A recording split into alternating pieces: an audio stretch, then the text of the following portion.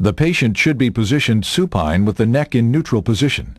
In trauma patients, care must be taken to protect the spinal cord, as a cervical spine injury must be presumed until radiologic and clinical examination have excluded this diagnosis. Sterile prep and drape the anterior neck if time permits. Palpate the cricothyroid membrane below the thyroid cartilage in the midline. Stabilize the thyroid cartilage firmly with one hand and make a transverse incision approximately 2 centimeters in length down to and through the cricothyroid membrane. Insert the tracheal spreader down the distal trachea and gently spread. Alternatively, if a tracheal spreader is not available, insert the handle of the scalpel transversely through the wound into the trachea.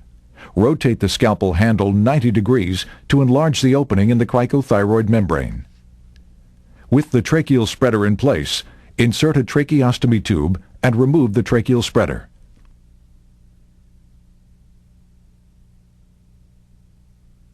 Alternatively, a small retractor can be used if a tracheal spreader is not available.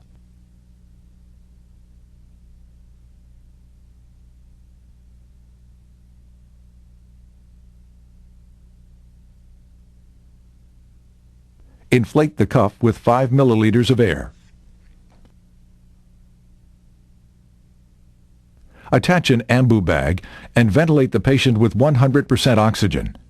Auscultate the chest to confirm equal and clear breath sounds bilaterally. Control superficial bleeding either with direct pressure or with hemostats and silk ligatures if necessary. Suture the tracheostomy tube to the skin with 2-O-proline suture.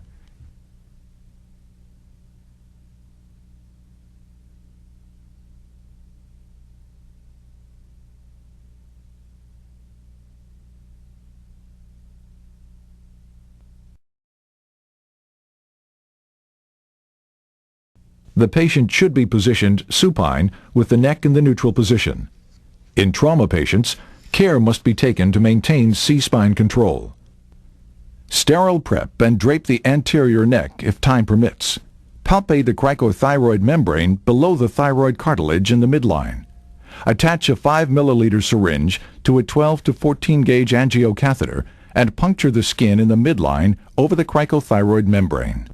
Direct the catheter inferiorly at 45 degrees to the skin. Gently advance the catheter while aspirating. Stop once air is aspirated, which confirms position within the tracheal lumen. Advance the catheter over the needle, down the distal trachea, and withdraw the needle.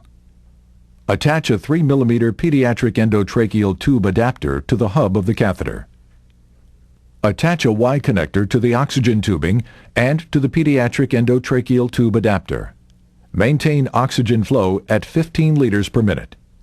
Provide ventilation by intermittently placing the thumb over the open end of the Y connector for 1 second and off for 4 seconds. Landmarks used for tracheotomy are the thyroid cartilage and the sternal notch. The incision is usually made approximately 2 finger breadths above the sternal notch. An incision of about 1 to 1.5 inches is made transversely.